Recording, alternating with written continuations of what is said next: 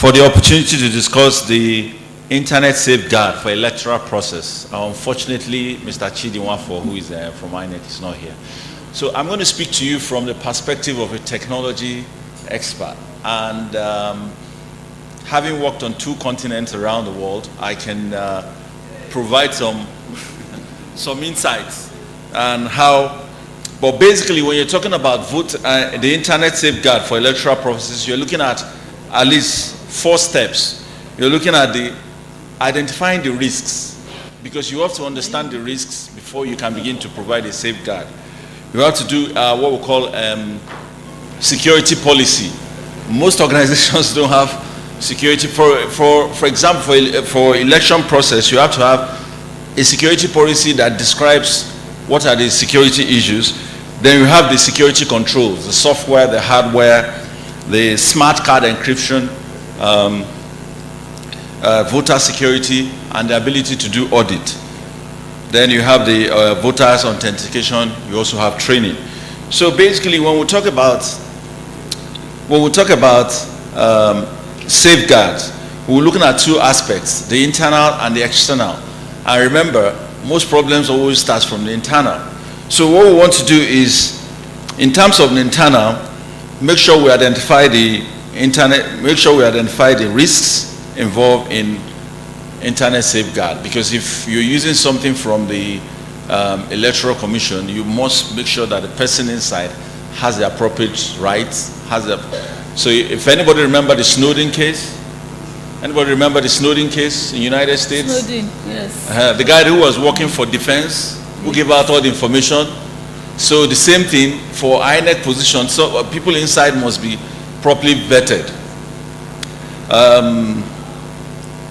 The other one is INEC has to learn from other organizations around the world in terms of elections. How do you protect from on the internet? And make sure there is the other one is legal policies. The 4th one is what we call level of security is equal to level of risks, because you have to understand the risks before then as you apply the security.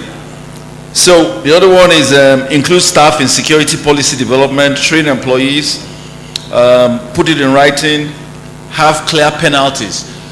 In my early days, when we used to design emails, this was in the early 90s, when we designed email, part of the requirement for employees, IT employees, is not to read people's email.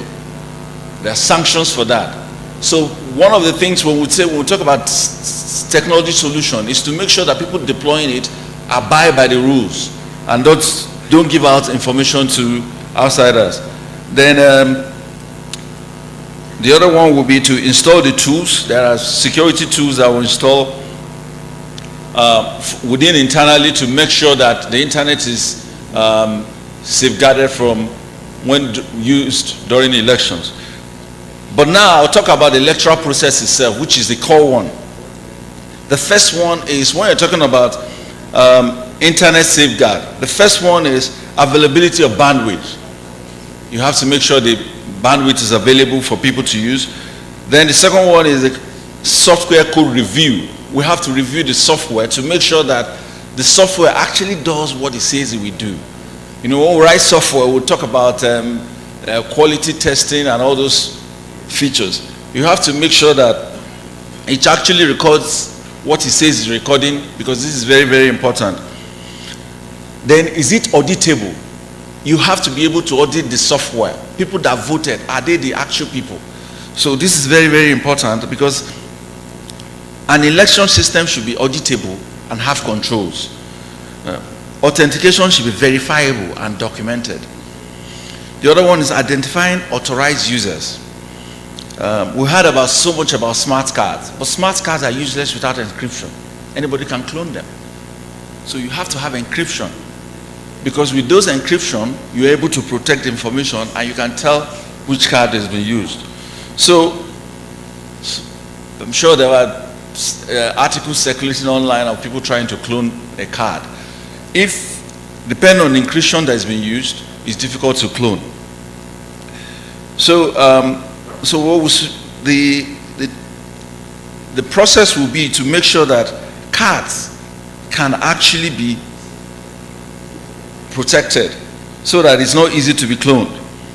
The other one is for government to have standards in terms of internet usage, electoral process, and during the electoral process, to make sure that there are standards that has been recognized and agreed upon ahead of time.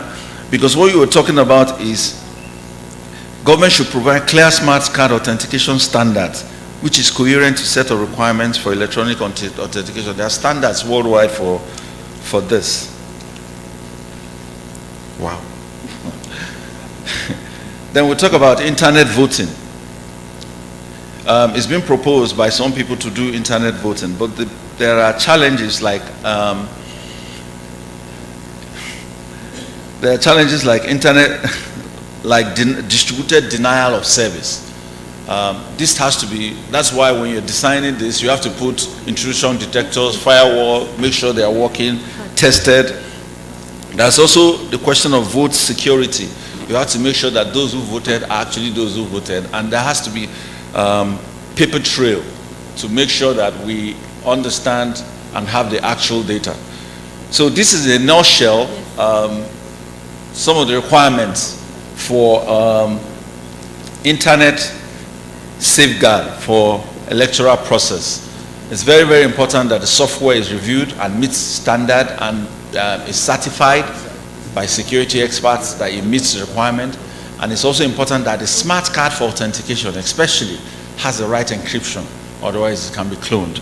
So I'd like to summarize at this point that these two important, these two factors, of all the ones I listed, are very, very critical, especially from Nigerians' perspective. Thank you very much. Please, I also would like a question to be reserved for the gentleman at the front.